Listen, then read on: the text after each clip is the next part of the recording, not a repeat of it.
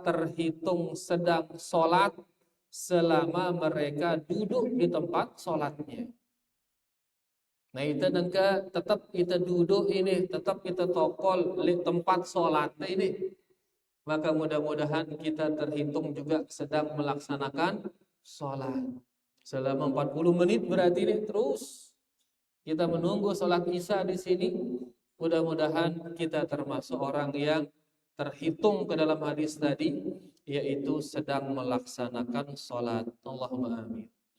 Nah, di malam niki insyaallah kita akan melanjutkan membaca surah berikutnya, tafsir surah berikutnya, yaitu surah Asy-Syamsi. Surah Asy-Syamsi.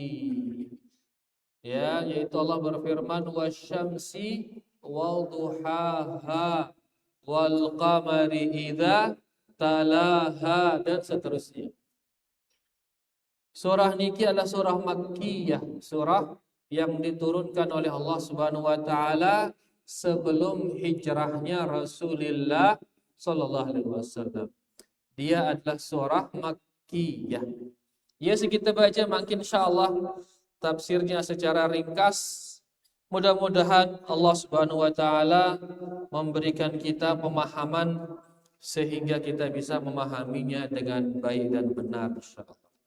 Baik para jamaah rahimani wa rahimakumullah. Ayat pertama Allah berfirman wasyamsi wa duhaha. Demi matahari dan waktu duhanya. Duha. Simbaran waktu duha. Simbaran waktu duha niki. Pirana mulai waktu duha ini. Syekh Al-Utsaimin beliau mengatakan waktu duha itu adalah 15 menit setelah terbitnya matahari. Yaitu di saat matahari niki setinggi anak panah. Tinggi di atas muka bumi tona matahari itu. Ya, setinggi anak panah. Jadi beliau mengatakan kurang lebih 15 menit setelah terbitnya matahari. Ia waktu duha. Makin jam birana terbit matahari. Lihat jelo-jelo niki. Jam 5 lebih 50 lah kurang lebih. Jam 5 lebih 50. Nah, romboangnya 15 menit. Ya, romboangnya 15 menit. Berarti jam pira?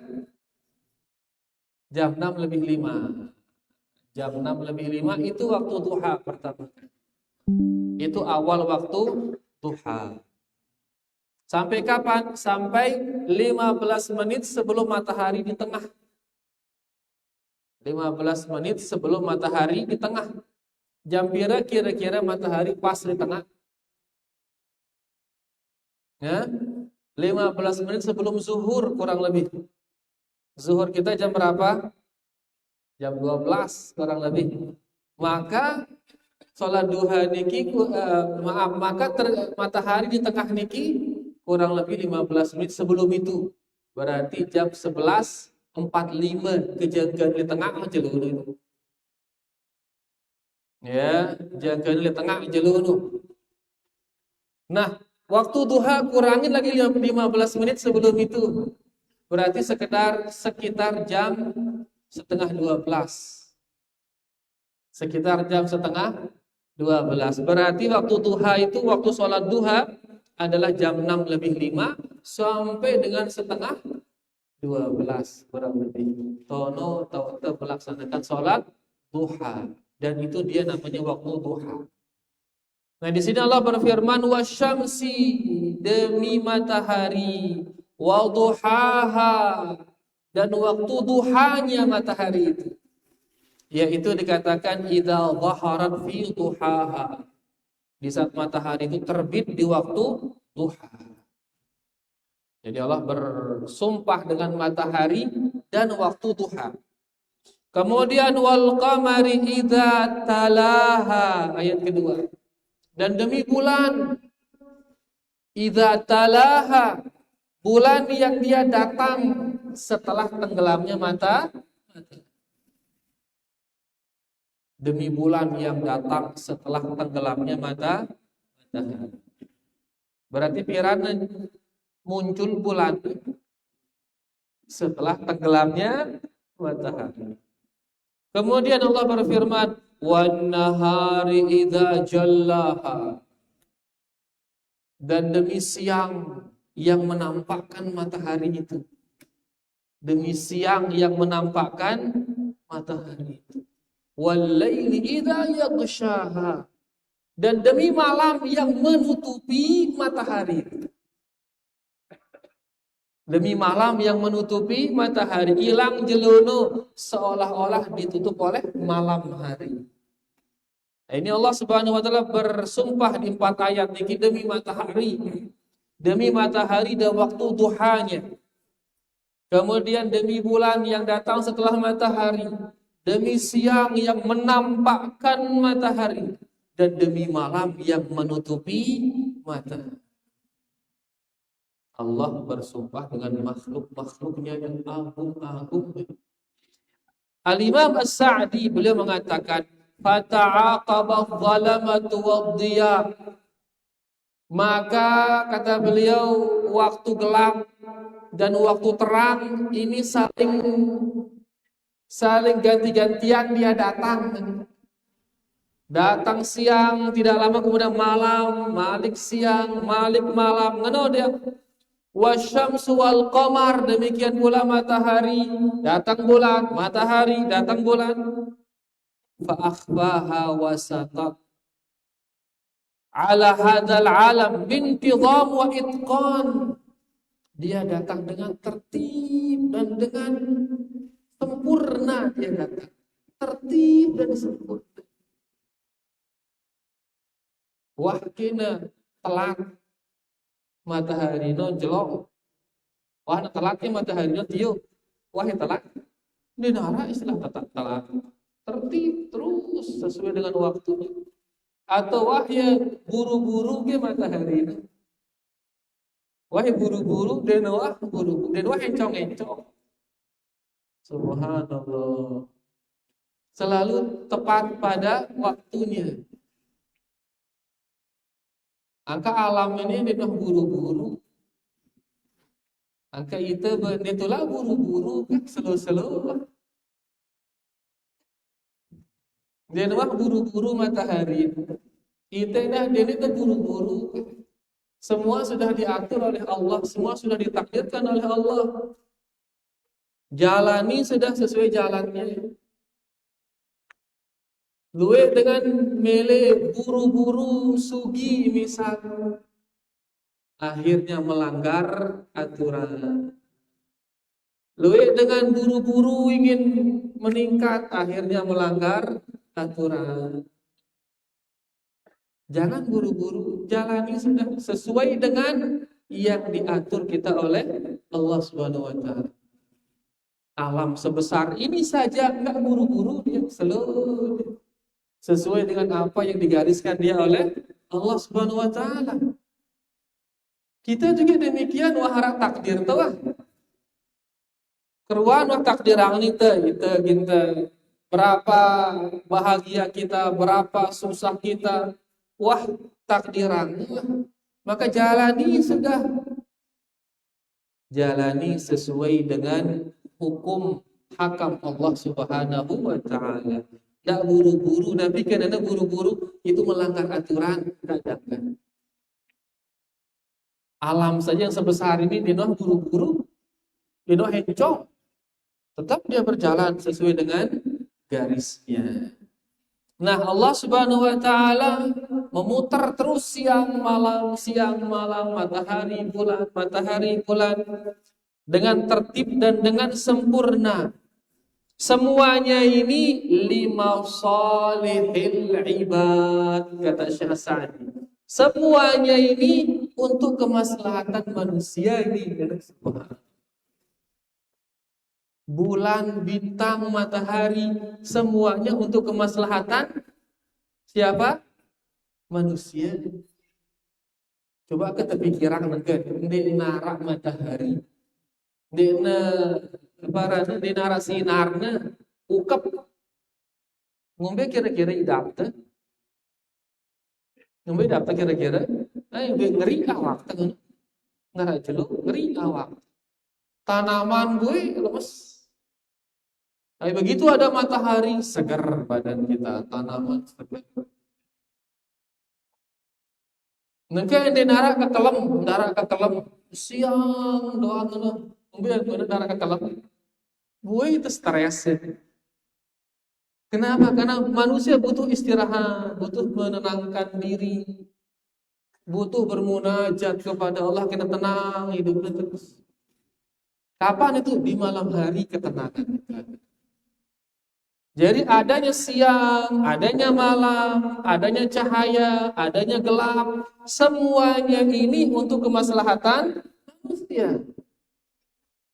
Ya, lagu kita kan dia tuah ngerenungang ini, jamak doang idam. Padahal siang ini sangat penting, malam juga sangat penting. Matahari sangat penting, bulan juga demikian sangat penting. Semuanya ini tujuannya untuk kemaslahatan manusia. Karena demikian, dialah Allah Subhanahu wa taala ala kulli syai'in qadir. Maka dia Allah Subhanahu wa taala mampu atas segala sesuatu. Matahari yang besar itu mudah diatur oleh Allah Subhanahu wa taala. Masa kita si kocet ini dia mampu kita ngatur itu si Allah Subhanahu wa taala. Nah, apa kebutuhan sila endek kepada Allah. Dia maha kaya. Ya. Nah, karena dia yang satu-satunya maha mampu, maka annahul ma'budu wahdah, kata Syekh. Maka dialah satu-satunya yang berhak untuk diibadahi. Biasa-biasanya sih berhak tersembah no. Karena hanya dia yang mampu mengatur semua ini. Seluruh sesembahan selain Allah dia mampu. Dia mampu. Nabi sembahnya dengan mangkit selain Allah. Araknya dengan nyembah selain Allah, arak tunde. Arak tunde para jamaah. Lui sembahnya dengan selain Allah. Nabi contohnya si sembahnya dengan selain Allah. Nabi Isa contohnya sembahnya dengan arak dengan nyembah Nabi Isa. Saya ini si nyembah Nabi Isa itu orang Nasrani nyembah Nabi Isa, nyembah malaikat Jibril. Nah sekarang apakah Nabi Isa dia yang menciptakan alam ini? Kan bukan. Apakah Nabi Isa dia mengatur alam ini? Bukan juga. Nah di sini kaedahnya si ngatur alam ini, si nyipta yang alam ini, dia satu-satunya yang berhak untuk diibadahi. Angka 4 ayat pertama ini menunjukkan kemahabesaran Allah Subhanahu wa taala.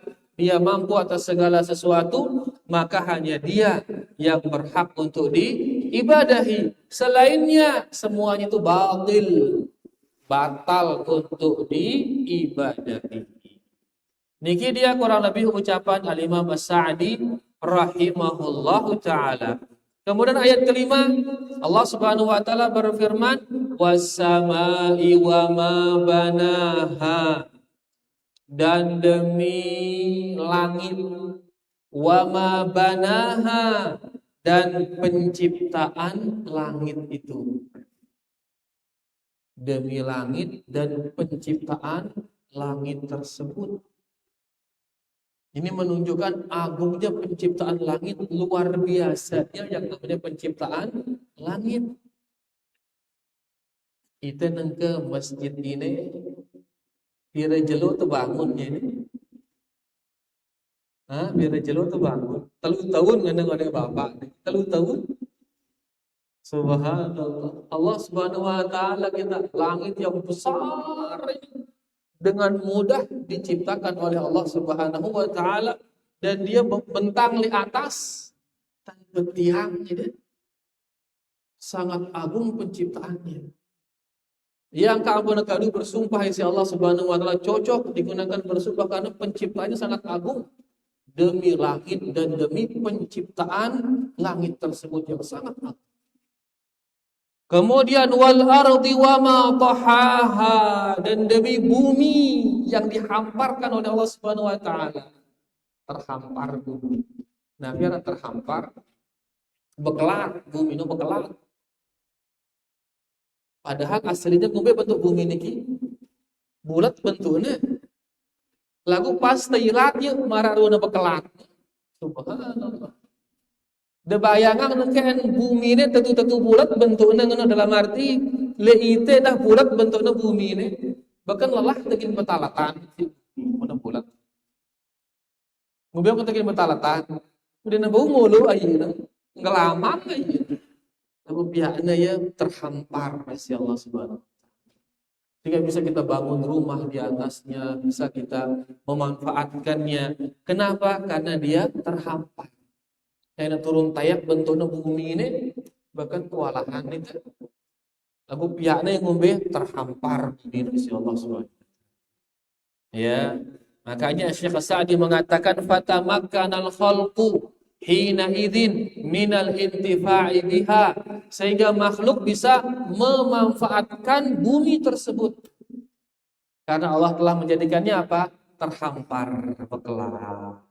Kemudian berikutnya Allah berfirman wa nafsin wa ma sawwaha. Kemudian setelah tentang matahari, yang kedua tentang langit, yang ketiga tentang apa? Bumi, yang keempat makin Allah berfirman dan demi jiwa. Dan demi jiwa, dan bagaimana penyempurnaan jiwa itu. Nengke langit makhluk yang agung atau tidak? Langit niki beli ganti langit. Kemudian matahari makhluk yang agung atau tidak? Matahari ini beli ganti matahari ini. Demikian pula dengan bumi. Nah, setelah itu kemudian Allah berbicara tentang jiwa. Nah, biaran jiwa para jemaah. Biaran jiwa. Siaran di dalam awak ini. Kan kita mengatakan jasmani dan rohani. Biaran jasmani, ujung rambut sampai ujung kaki ini jasmani. Biaran rohani, sila dalam ini. Nah, ini sekarang kita urutannya. Allah berbicara tentang matahari yang agung itu.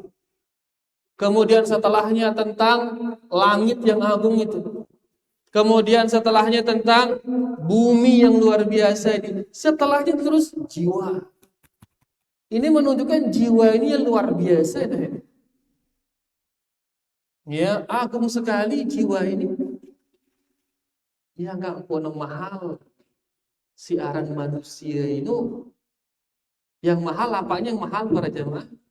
Jiwanya ini yang mahal. Makanya Nabi SAW mengatakan hilangnya bumi ini lebih ringan bagi Allah daripada terbunuhnya satu jiwa muslim. Saking beleknya aran urusan jiwa. Makanya di sini urutannya langsung jiwa. Kaduna bersumpah isi Allah Subhanahu wa taala. Ada apa dengan jiwa itu? Syekh di sini mengatakan jiwa ini makhluk yang luar biasa. Roh niki. Ya, pada dirinya dia bisa cepat sari'atun tanaqquli wat taghayyuri wat ta'athur kata beliau. Becat gatina berubah-ubah jiwa ini. Jiwa ini becat gatina berubah. Amun awak kan suwe berubah nengke kurus. Milih yang kokoh suwe apa nak kokoh ini dengan oke. Mokoh yang milih kurus suwe apa nak kurus. Ini awak amun jiwa je nengke na demen sebentar doang tiba-tiba gedak ya. Jiwa becat berubah jiwa. Cepat dia terpengaruh jiwa ini. Ya, tadinya cinta tiba-tiba benci. Tadinya mau tiba-tiba enggak mau, becat berubah. Ya, dan banyak lagi keanehan-keanehannya jiwa ini. Dan beliau mengatakan laulaha lakanal badanu mujarrada timthalin la faidata fihi, kata beliau. Kalau bukan karena jiwa, ruh, maka badan ini ndarak kendana. Sama dia seperti patung-patung yang ada ini. Ini awak ini.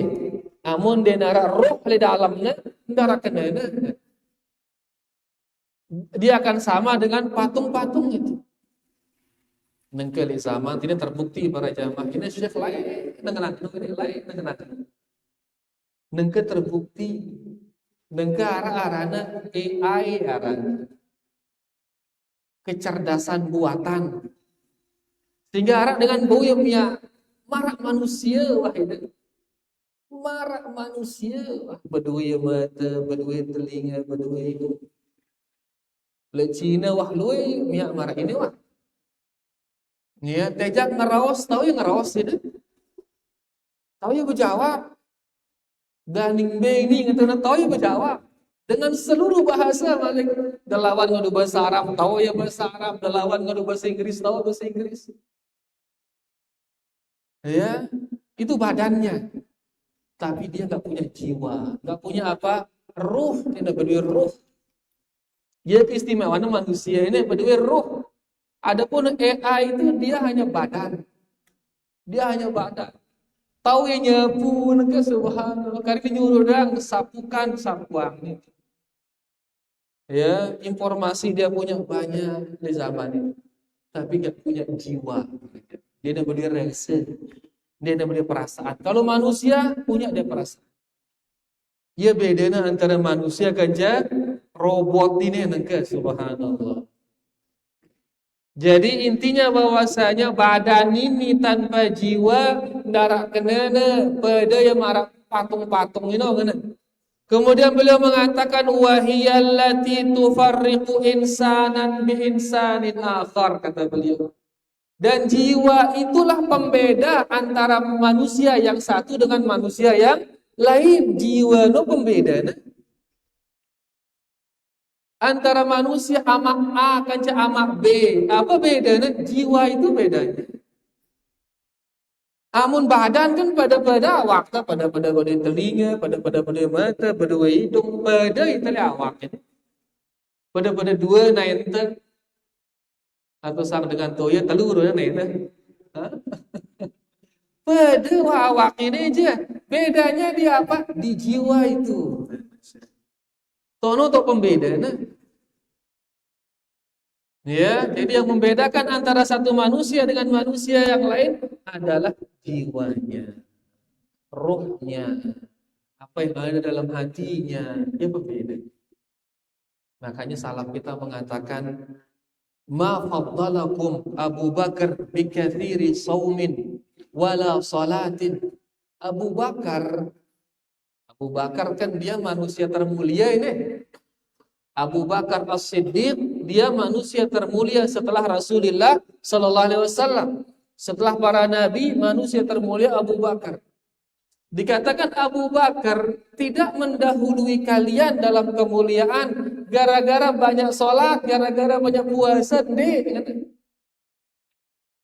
tapi yang mendahului kalian, Abu Bakar ini mendahului kalian itu gara-gara ma waqara fi qalbihi, gara-gara sesuatu yang berada di dalam hati Abu Bakar. Apa lihat hati Abu Bakar? Rasa cinta kepada Allah. Jauh lebih tinggi rasa cinta dia kepada Allah daripada kita. Rasa takutnya kepada Allah lebih tinggi dia daripada kita. Rasa harapnya kepada Allah lebih tinggi dia daripada kita. Jadi si Mia ini nyalip kita Abu Bakar niki gara-gara apa yang ada di dalam hati. Kita dah ngenonan ke ini ya si Mia itu atasan kejasi lain apa Mia itu atasan kejasi lain takwa yang ada di dalam hati. Ya, oleh karenanya jiwa ia sebagai pembeda antara satu manusia dengan manusia yang lain. Maka jaga jiwa niki dan jangan kotor. Ya, makanya di sini sekarang itu yang akan disebut di sini.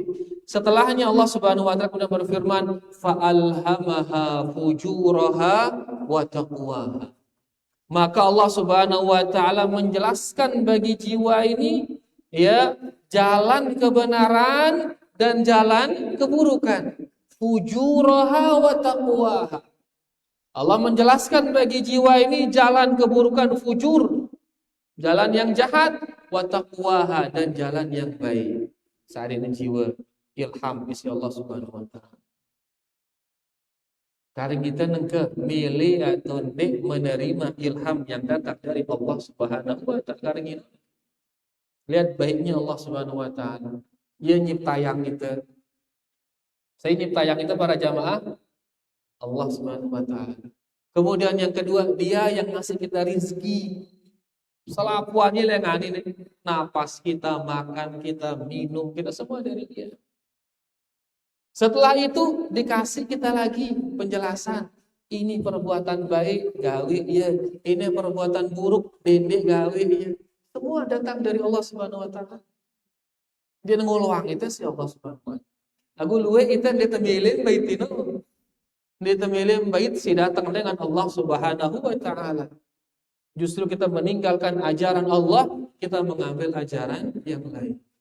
Intinya bahwasanya kemudian Allah Subhanahu wa taala ya mengilhamkan kepada kita perbuatan yang buruk dan perbuatan yang baik. Kemudian setelahnya Allah berfirman, qad aflaha man zakkaha. Sungguh telah beruntung orang yang mensucikannya. Nabi kan ada mensucikannya. Nya itu apa? Jiwa tadi. Beruntunglah orang yang membersihkan jiwanya. Wa qad khaba man dassaha. Dan sungguh rugi orang yang mengotori jiwanya. Berarti arah manusia si bersiang jiwanya, arah edah manusia tono si ngotorin jiwanya. Ada mereka yang bersihkannya, ada mereka yang mengotorinya. Syekh As-Sa'di beliau mengatakan, tahhara nafsahu bidzunub atau tahhara nafsahu minadz-dzunub wa naqqaha minal uyub. Yaitu mereka membersihkan jiwanya dari dosa-dosa. Dan mereka mensucikan jiwanya dari aib-aib. Berarti arah dosa, arah aib. Dosa jelas yang mendatangkan dosa dari Allah. Aib ini nabi aib. Hal yang memalukan ini aib. Nah, bersiang dengan dosa, bersiang dengan aib. Mbekanana dosa, dosa yaitu asyirku. Dosa contohnya adalah kesyirikan. Bersihkan hati dari dosa, bersiang dengan kesyirikan, dengan kenifakan, dengan keraguan-raguan, bersiang hati dengan dosa-dosa ini. Bersihkan dia dari aib, dari hal-hal yang memalukan. Apa itu hal-hal yang memalukan? Minal kibr, kata Syekh. Yaitu bersihkan dia dari sifat sombong. Wal ujub, bersihkan dia dari sifat ujub, merasa diri paling hebat. Ya, warriya wal hasad, bersihkan dia dari sifat hasad.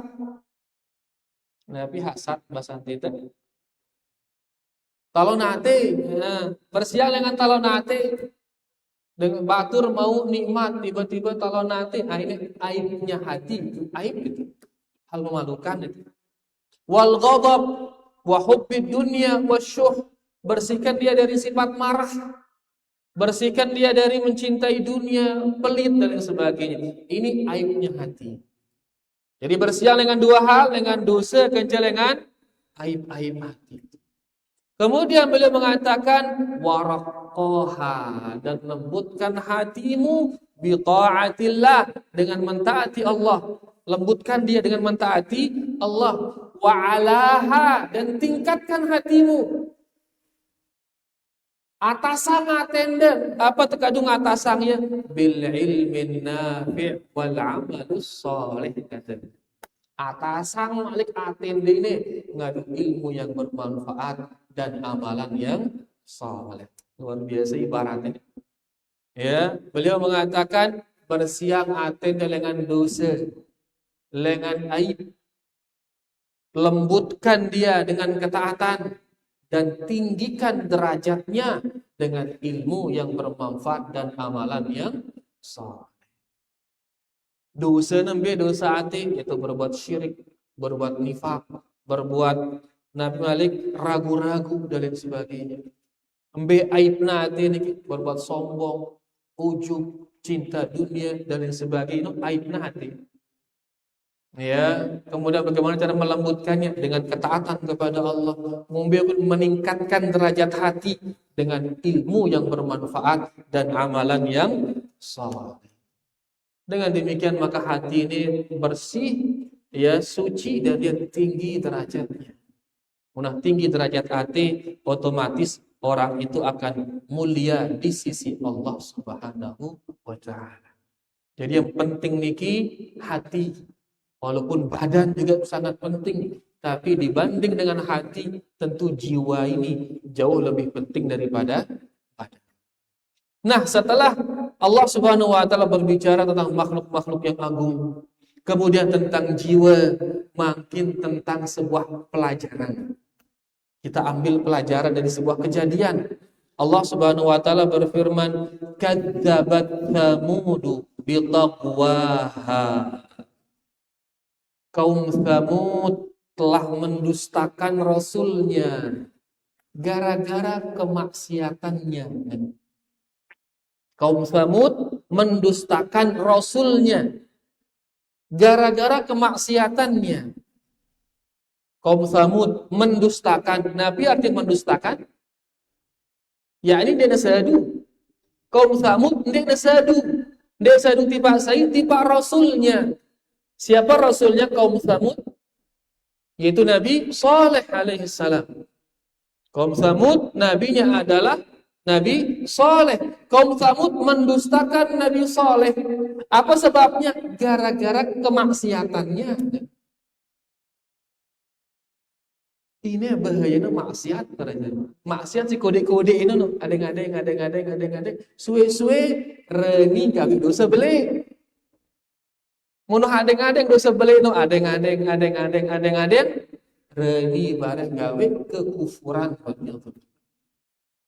Di sini kaum Tsamud dia akhirnya mendustakan Rasulnya Nabi Saleh. Apa sebabnya? Gara-gara maksiat kode-kode awalnya.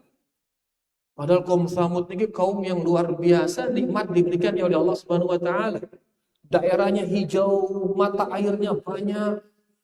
Ya, kemudian fisiknya mereka kuat-kuat, tinggi-tinggi badannya. Kemudian dikatakan mereka punya usia yang panjang usianya. Ya kuat-kuat soalnya. Angka Bali ini no bau ya. Nya Bali dengan gunung batu. Gunung ini terbuat dari batu. Baunya mahat ya. Sehingga bisa jadi rumah. Angka sampai makin bu kita Bali ini no arana Madain Soleh arana. Bau udah PT di internet Madain Soleh. Kota-kotanya kaum Nabi Soleh. Sampai nengke masih Bali ini. Ya, sampai hari ini. Kemudian dia berada antara daerah Hijaz ke daerah Syam. Sehingga dengan sigin lalu berbisnis aning Syam harus melewati tempat itu. Tono kena singgah. Silengan Syam aning Hijaz, tono singgah. Angka sugi luar biasa kaum desa itu. Sugi luar biasa. Ya, tapi justru kenikmatan yang banyak itu menjadikannya lupa kepada Allah Subhanahu wa taala. Akhirnya dia banyak melakukan maksiat. Ujungnya apa? Mendustakan Nabi Saleh. Ujungnya tidak percaya kepada Nabi Saleh. Kemudian idzim ba'atha ashqaha. Mereka mendustakan Nabi Saleh alaihi salam di saat mereka mengutus manusia paling jahat di antara mereka. Mereka ini kaum Tsamud ini mengutus orang paling jahat. Dikatakan oleh ahli tafsir orang jahat ini adalah Qaddar bin Salim parana. Apa tugasnya Qaddar bin Salim ini? Tugas dia membunuh ontanya Nabi Saleh.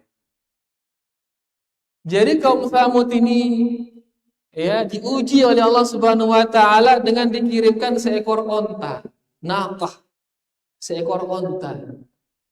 Dan Nabi Saleh mengatakan ini naqatullah, ini onta Allah, ini tak ganggu ya. Lalu karena kekufurannya marangone, aduh, sembelih onta kan ngombe peh, kan ada saya Nabi Saleh, sembelih. Lalu darah ini nyembelih ya. Milihlah dia sayyid paling jahat di antara mereka. Akhirnya dapatlah dia seorang namanya Qadar, manusia paling jahat. Akhirnya Yerani nyembelih unta itu. Ya, jadi intinya mereka mengutus orang yang paling jahat di antara mereka, yaitu Qadar bin Salif. Dia utusnya untuk nyembelih unta tersebut. Kemudian Allah berfirman, faqala lahum Rasulullah naqatallahi wa suqyaha. Allah mengatakan dan berkata utusan Allah kepada mereka. Saya utusan Allah tadi Nabi Saleh. Nabi Saleh berkata kepada mereka, naqatallah, ini ontanya Allah ini. Fasuqyaha, ngoloang nginem ndak ganggu ya.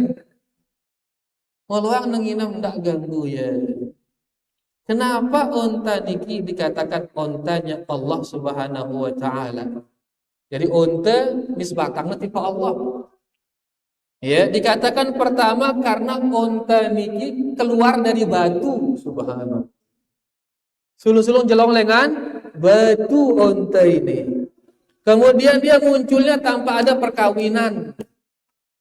Tiba-tiba jelong, ne nara ina, ne nara emana onta ini. Ya. Kemudian onta ini langsung beli, dia dolak lengan kude, langsung beli onta ini. Ya, kemudian onta ini beli langsung bunting. Tidak ada yang mengawini dia, langsung bunting onta ini. Ya, kemudian dia onta ini tiba-tiba memiliki susu yang sangat banyak. Seluruh kampung bisa minum dari susu onta ini. Kita nikmat luar biasa saat ini si Allah Subhanahu wa taala. Cuman mereka diuji ya, ngoloang yang inem bebasang ya. Lagu ino dia Nabi Liang isi kaum Nabi Saleh. Akhirnya mereka menyembelih onta tersebut. Allah berfirman, fakadzabuhu fa'aqaruha. Maka mereka mendustakan Nabi Saleh dan mereka membunuh onta tersebut, disembelih onta itu. Mereka dengan Allah Subhanahu wa taala fa'aqaruha. Mereka semua menyembelih onta itu. Padahal si nyembelih onta beda dengan satu orang saja, hanya Qadar yang nyembelihnya. Lalu karena si lain setuju dengan perbuatan itu, maka Allah menghukumi seluruhnya ini yang telah menyembelih onta itu. Ya bahaya, ini terdukung kemaksiatan ini. Dakan kita berbuat, menterdukungnya, maka seolah-olah kita yang berbuat. Nah di sini di ayat ini, ya yang berbuat, yang membunuhnya hanya Qadar yang membunuhnya. Tapi Allah mengatakan fa'aqaruha. Seluruh mereka telah menyembelih onta itu. Fadamdama alaihim rabbuhum. Maka Allah murka kepada mereka bidzambihim, karena dosa-dosa mereka, fasawwaha, maka Allah ratakan mereka semua. Dibinasakan dia oleh Allah Subhanahu wa taala. Ya, mereka dalam Al-Qur'an disebutkan mereka dibinasakan dengan ar-rajfah. Ar-rajfah ini gempa yang sangat besar. Di ayat yang lain dikatakan mereka dibinasakan dengan as-sayhah, dengan suara yang sangat keras.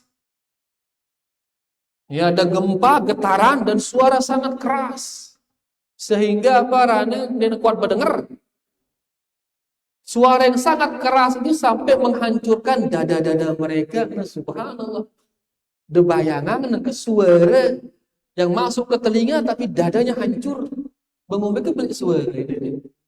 Dengan sebentar dikasih suara sama gempa sekedi, buik mati selakuan.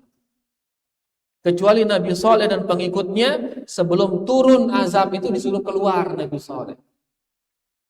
Bahkan di ayat yang lain disebutkan begitu Qadar menyembelih onta itu, Nabi Saleh mengatakan, anti azab Allah karing telu jelu ngeuneuh baru nang telu jelu wah ger-ger wah selakuan ini menunjukkan sebenarnya mereka sedu sebenarnya di dalam hati ini arak sedu ini tapi mereka dustakan dengan lisan mereka.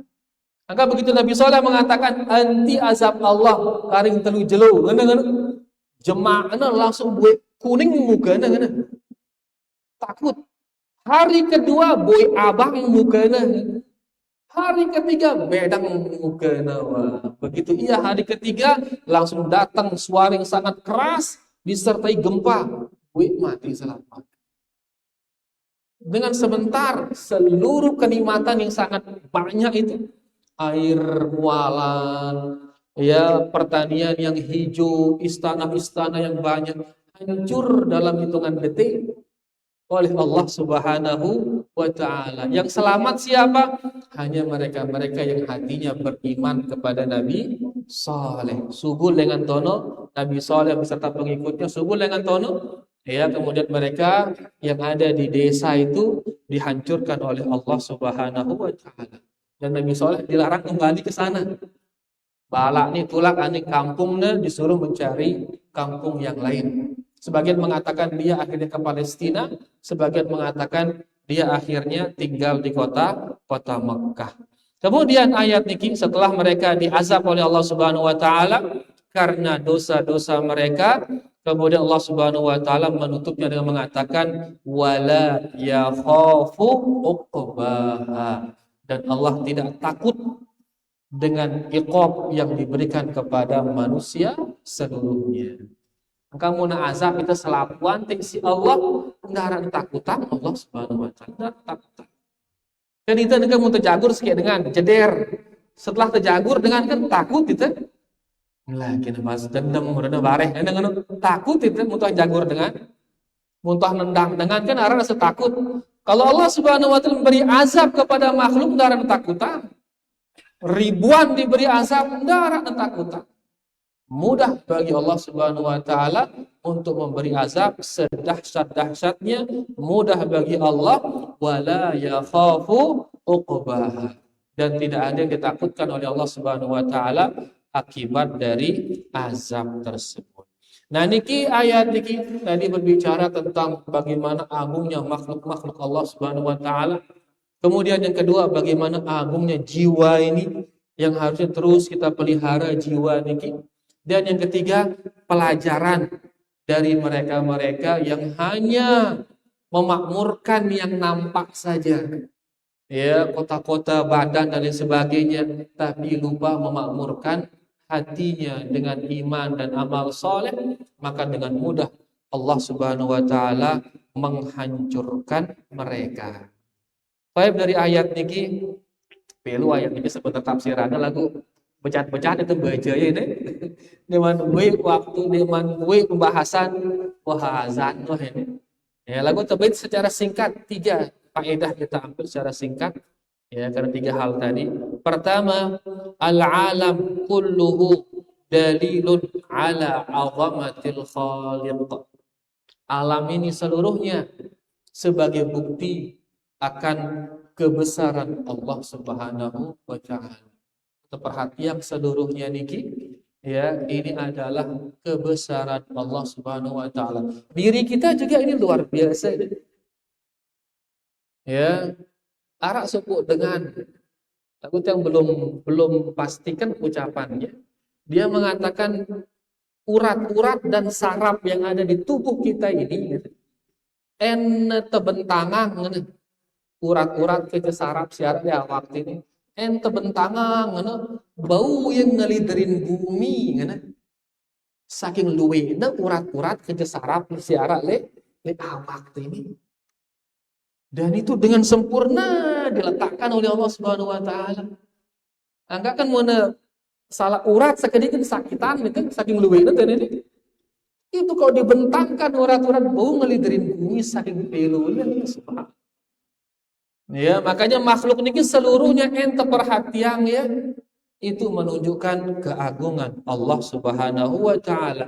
Yang kembali ujungnya adalah bendenara si berhak keibadahin melainkan hanya hanya Allah Subhanahu wa taala. Kemudian faedah yang kedua, najahuka wa fashaluka murtabitun biqalbika.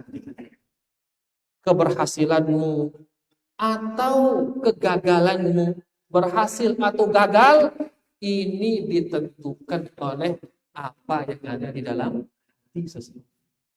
Surga atau neraka ditentukan di mana? Di hati. Ya ayyatuhan nafsul mutmainnah irji'i ila rabbiki radiyatan maradiyah. Hai jiwa yang tenang. Jiwa itu takor. Hai jiwa yang tenang, kembalilah kepada Rabbmu, ya, radiyatan, dengan ridha kepadanya, mardiyah, dan diridhai oleh Allah. Fadkhuli fi ibadi wadkhuli jannati. Masuklah dalam golongan hamba-hambaku dan masuklah ke dalam surga. Saya tangkornya jiwa itu takor. Oleh karenanya keberhasilan seseorang itu ditentukan oleh apa yang ada di dalam hatinya. Kemudian terakhir, faedah ketiga, yaitu hukuman al-aqibah al-wakhimah lidh-dhalimin. Hukuman yang sangat mengerikan itu menanti para pelaku zalim. Entah itu hukumannya di dunia atau hukuman di akhirat. Siapapun yang berbuat zalim, hukuman menanti dia di dunia dan di akhirat. Dan akibat yang baik hanya bagi orang-orang yang beriman. Allah berfirman, wal aqibatu lil muttaqin. Akhir yang baik adalah untuk orang-orang yang bertakwa. Akhir yang baik di dunia maupun akhir yang baik di akhirat. Niki kurang lebih ya secara singkat tafsir dari surah Asy-Syams niki. Padahal pelu sebenarnya lagu pucat-pucat ngeringkas ini karena keterbatasan waktu. Lagu mudah-mudahan udah pahamin garis besar daripada apa yang sudah kita baca niki. Niki dia para jamaah, mudah-mudahan jelas. Mun arah sidik man jelas bau teketonang bareh setelah azan insyaallah. Wassallallahu ala nabiyina Muhammad walhamdulillahi rabbil alamin. Silakan azan.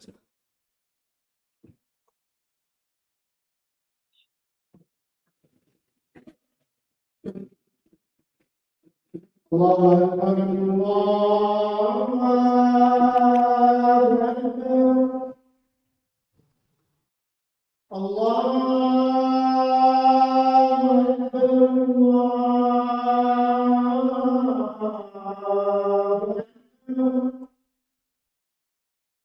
أشهد أن لا إله إلا الله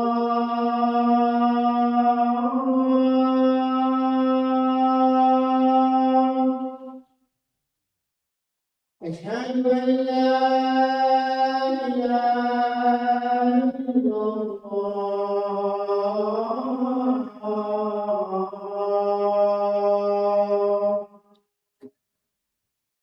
أشهد أن محمدا رسول الله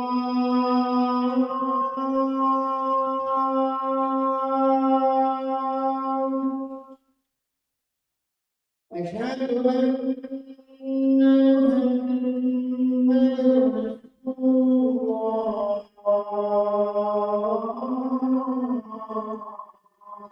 الله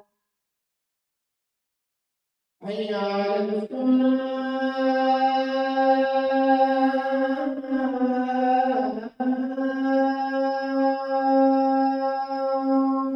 لا حول ولا قوة إلا بالله. حي على الصلاة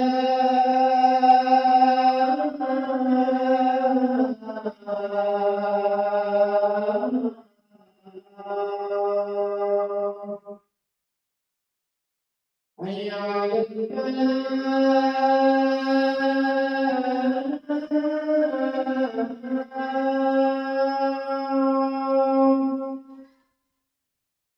حي على الفلاح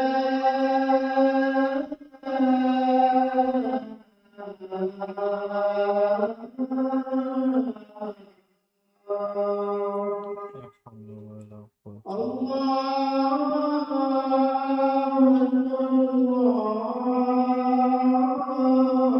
أكبر لا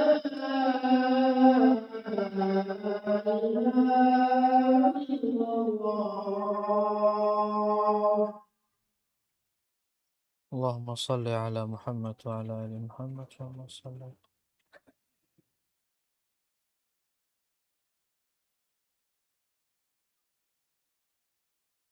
اللهم رب هذه الدعوة التامة الصلاة القائمة اهد نبينا محمد وسلم قام محمودا الذي وعدته.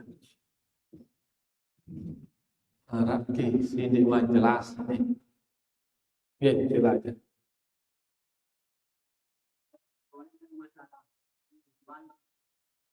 Masalah ketentuan takdir kena ini.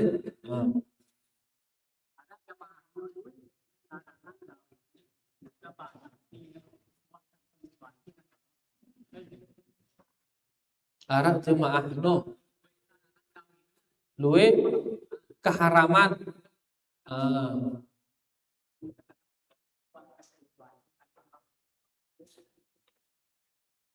luwe Arab jemaah no luwe keharaman gawina mun teu kena ya wah ketentuan dengan Allah jawabannya ya. Nah, ini ucapan seperti ini niki la ilaha illallah. Niki adalah ucapannya orang-orang musyrikin. Ucapannya orang-orang musyrikin. Misalkan di surah An-Nahl Allah berfirman, qala alladziina asyraku law sya'allahu ma 'abadna min dunih. Allah berfirman yang artinya berkata orang-orang musyrikin, seandainya kata Allah berkehendak maka kita tidak akan menyembah selain Allah. Niki di surah An-Nahl ayat 35. Ayat ini bahwasanya orang musyrikin berdalil kanggona berbuat syirik ngadu takdir. Endek na takdir angita gawe syirik isi Allah bende teu gawe syirik. Dan ini ternyata pendalilan siapa? Dengan musyrikin dapat pendalilan. Makanya ulama kita mengatakan enggak boleh menjadikan takdir sebagai dalil di dalam maksiat. Lagu takdir tapi dalil dalam musibah. Dalam apa? Musibah. Begitu dapat musibah, begah takdir dengan Allah wahino. Enteng anu. Julat balino, begah takdir dengan Allah. Enteng. Baru napas. Jadi takdir itu alasan bagi sebuah musibah. Tegadu nenangang dengan li saat tertimpa isi musibah. Jangan sampai takdir dijadikan sebagai dalil untuk menenangkan orang dalam mengerjakan maksiat. Jangan. Karena kamu negawi maksiat toh kan negawi maksiat Allah nakdirang itu ini. Kan de bau manuk dengan Allah nakdirang. Coba ndak takdirang benin ini kan bau, kecekat berdalil. Ampun bau berarti Allah milih, mana milih Allah berkenan. Hebat. Nah, ulama kita mengatakan enggak boleh berdalil dengan takdir untuk sebuah maksiat. Ya, karena di sini Allah mencela ucapan orang-orang musyrikin yang dia berdalil dengan takdir sehingga dia berbuat kesyirikan itu. Yang mereka mengatakan mun takdirang itu si Allah, mun milih Allah bade tegin gawe syirik so. Lagu itu gawe syirik karena Allah milih ini. Anggun Allah milih berarti kanggo syirik ini. Nah, ini cara pendalilan orang-orang musyrikin. Jadi takdir ini sebagai dalil bagi musibah. Ya, wah itu nalek bagus isi talak bawang no seret semprot bawang no rabu inte jaga te ya pas panen darak jeri selapuan maka takdir lah ngenteng. Jadi takdir ini fungsinya untuk menenangkan orang yang terkena musibah. bukan untuk menenangkan orang yang melakukan maksiat, bukan. Karena dalam masalah maksiat Allah telah mengutuskan kita Rasul untuk menjelaskan perbuatan ini boleh, perbuatan ini tidak boleh. Maka taati Rasul itu, taati Rasul. Ya. Kemudian adapun masalah takdir ini kan di luar kemampuan ini dalam musibah niki. Begitu kena musibah pada sudah berusaha, maka kita mengatakan itu sudah ditakdirkan oleh Allah Subhanahu wa taala. Atau bahasa Arabnya kita mengatakan qaddarallah wa ma syaa fa'al. Sudah ditakdirkan oleh Allah dan apa yang Dia kehendaki itu yang akan terjadi. Jadi intinya takdir tidak boleh sebagai alasan untuk berbuat maksiat. Lalu takdir ini adalah alasan untuk tertimpanya kita dalam sebuah musibah. Jelas tidak? Alhamdulillah. Wallahu ta'ala. Lagu kering sekali je dia tolak ngadu jemaah ruan. Arab dengan dia tolak ngalui jemaah no. Bayu tersinggung kita bayu. Dia kita kena ini katakan. Ya, lagu luwe dengan biar dia lebih umum. Jelas ge? Wallahu ta'ala. Narak ke silakan. Okey, silakan. Okey.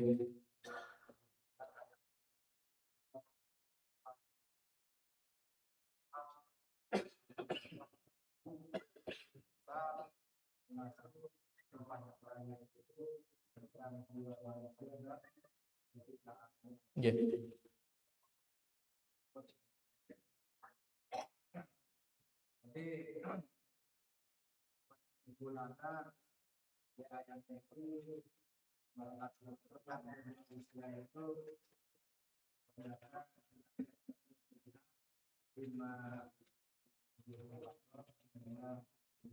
Okey. Supaya kita menemukan yang tepat pada mendapatkan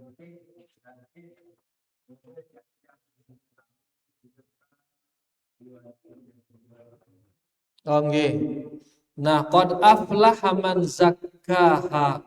Telah beruntung orang-orang yang mensucikan jiwanya. Wa qad khaba man dassaha. Telah rugi orang-orang yang mengotori jiwanya. Pertanyaannya nengke ngombe kiat-kiatna. Ya ngombe kiat-kiatna agar kita menjadi orang yang untung itu, yang hatinya bersih itu. Nah kayak tadi yang bacakan tadi diantara penafsirannya Syekh As-Sa'di. Ya, beliau mengatakan tahhara nafsahu minadz-dzunub. Kita beruntung. Ya, orang yang beruntung itu adalah orang yang mensucikan jiwanya dari dosa-dosa. Sehingga jauhi dosa-dosanya jiwa, no? Jauhi dosa-dosa jiwa. Apa itu dosa-dosanya? Yaitu kesyirikan. Kesyirikan hati, no? Ya, dia kesyirikan, yaitu dia menduakan Allah dalam hatinya. Mencintai Allah dan mencintai selain Allah. Takut tipa Allah dan takut tipa selain Allah. Tunduk tipa Allah dan tunduk tipa selain Allah. Inilah hati ini. Nah, sucikan dia dari kesyirikan sehingga hati ini hanya cinta kepada Allah. Sehingga hati ini hanya takut kepada Allah, hanya berharap kepada Allah. Nah, ini dulu pertama, bersihkan dia dari dosa. Bersihkan dia dari ragu. Ndak jangan ada ragu tipa Allah li hati ini. Nah yakin 100% hanya kepada Allah. Nah rasa ragu-ragu saut dia sedih. Kemudian beliau mengatakan yang kedua, bersihkan dia dari aib. Nah, bersihkan dari dari aib. Aib niki yaitu al-kibru, rasa sombong. Ya kan kadang-kadang hati ini muncul kesombongan. menghina orang, apa bila kena ditunggu ngampi. Karena misal kerendahan dengan hati itu, ini bersihkan di hati itu dari hal tersebut. Bersihkan dia dari rasa ujub, merasa diri paling hebat, bersiang dengan itu. Ya, karena ini aibnya hati. Bersihkan dia dari rasa hasad, kalau nanti tiba dengan ya, bersiangnya dengan rasa mudah marah. Tiba-tiba sili, tiba-tiba sili doang. Ya, bersihkan dari itu. Ini semua aibnya hati ini. Jadi bersiangnya dengan dosanya, bersiangnya dengan aibnya. Kemudian beliau mengatakan dan lembutkan dia hati itu. Apa terkandung lembutannya? Lembutkan dia dengan ketaatan. Lembutangnya dengan zikir. Zikir pagi, zikir sore. Semua zikir kita lembutang hati doang ini.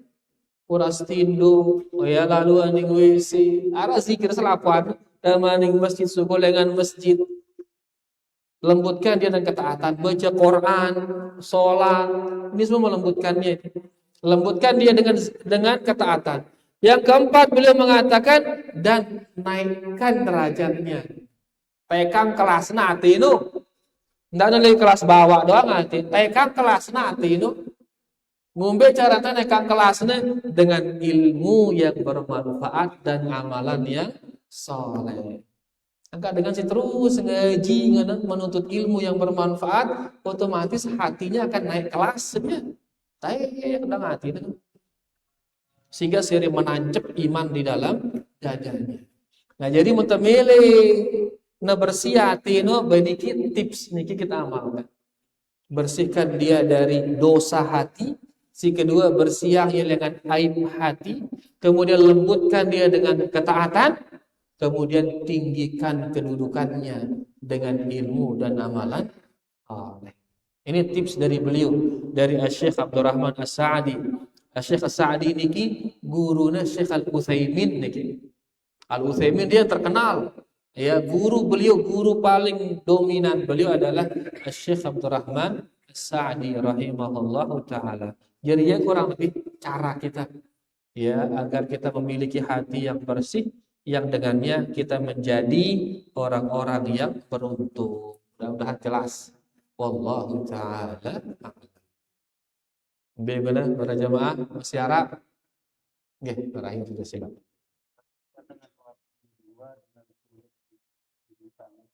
Oke, antara duha kaca syuruk ngombe kedudukannya. Jadi arah-arahnya salat duha, arah-arahnya salat syuruk. Ya, ngombe kedudukannya ini ulama kita mengatakan salat sunnah syuruk itu adalah salat sunnah di awal waktu duha. Di awal waktu duha. Dan dilakukan itu setelah kita pertama salat subuh berjamaah. Yang kedua, setelah sholat subuh kita duduk di tempat sholat. Yang ketiga, berzikir sampai terbit matahari. Berzikir doang. Ndeke ngerumpi jende, ndeke begosip.